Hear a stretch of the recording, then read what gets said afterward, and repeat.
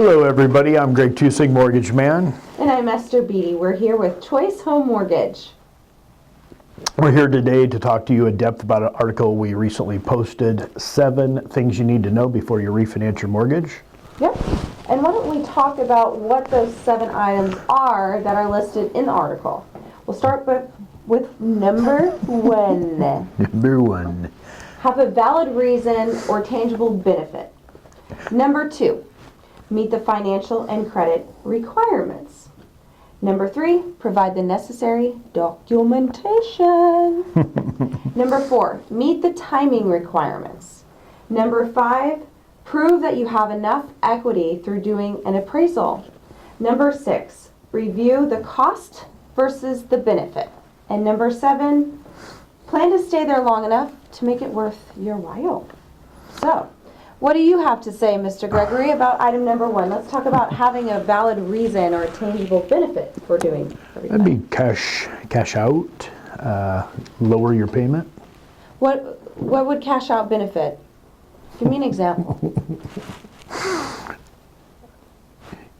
Do some gardening, maybe a home improvements, new roof. New roof. Yep. Those are valid reasons for doing it. It's benefit, right? You're upgrading the value of the property. So that's beneficial. And let's say you're in an FHA loan and you've got enough equity in your house that now you can get rid of what's called private mortgage insurance. It's an extra additional cost to, if you have your impounds, you have your taxes, your insurance, and then another thing called mortgage insurance. You can eliminate that and get into a conventional loan by doing a refinance if you have enough equity. What's the equity measure, Mark? Usually 80% if you want to avoid the private mortgage insurance. Okay. So item number 2. Number 2, credit requirements. What's the minimum credit requirement for cash out? Typically 620.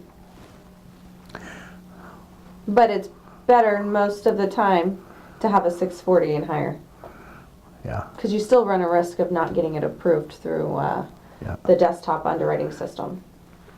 And number 3, your documents, necessary documentation, which would be financial, proof of finances. Yeah, through whatever form of documentation that you have your income through.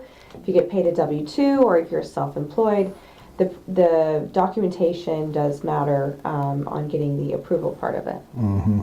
And then number 4, timing. Timing.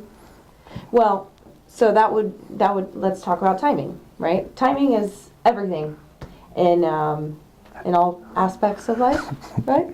Right. Right? We wouldn't have met if it wasn't for timing. True. So good timing.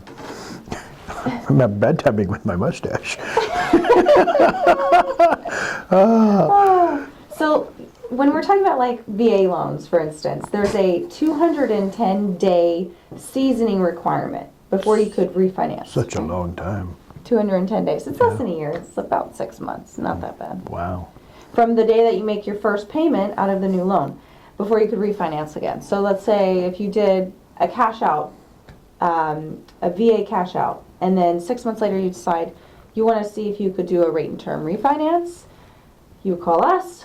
We'd make sure you've met the 210-day rule, and then we do the application and submit as long as there's benefit, obviously.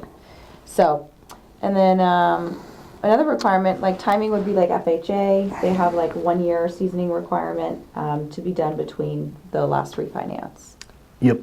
And then you got to have enough equity. That's number 5. Mm-hmm. You have to get an appraisal, see if you have enough equity so you don't have private mortgage insurance. Yeah.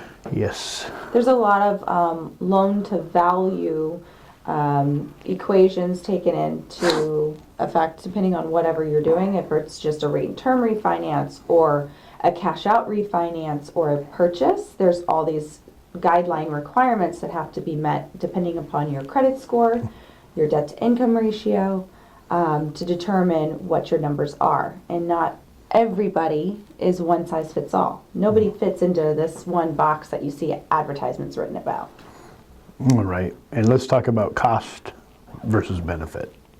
Costs. So, of course. So, here's the way I like to explain it to people. If you've got $5,000 in costs and you save $500, why don't you Yeah, do why don't that we do some calculation? calculations? So, All right. So explain it to me, and I'll do the numbers so that all right. our So audience can know. let's just keep it simple. Say I have a loan that I'm being offered $5,000 in costs, Okay, 5,000. and I'm going to save $300 per month. By Divide that. doing the refinance. So divide that by 300. So divide this by 300. So 5,000 divided by 300 comes out to 16.66. Divide that by 12, which And would then give you your divide this annual by 12, which will tell us annual. recuperate. So in a year, So And 1.38. that would be your recoup, right? So for 5,000 in costs, it would take us 1 year and 3 months to recoup what it took to do the refinance to save you $300 a month. Which Simple- 100% makes simple math. sense. Yep. And there's another thing for timing, right? If you're planning on staying in the home for 10 years, does this make sense? 100%. Yeah. Yeah, but if you're only planning on staying there for 1 year, does this make sense? No. You're pretty smart. All right. Smarty So- pants. Now, I think the last topic we were talking about, obviously, what I just actually stated, plan to stay there long enough to make it worth your while. Mm-hmm. Yeah. So don't spend $10,000 in costs if you're leaving next year. Yeah, pretty simple layman Yeah. term. Yep.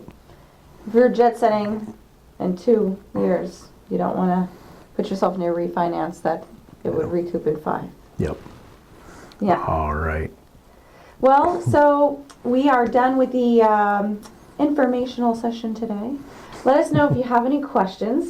Feel free to comment below and we'll respond back. If you found this video helpful, please like and subscribe to our channel. We'll be bringing out new content alongside with the process of purchasing or refinancing, helping you become more knowledgeable about the topic.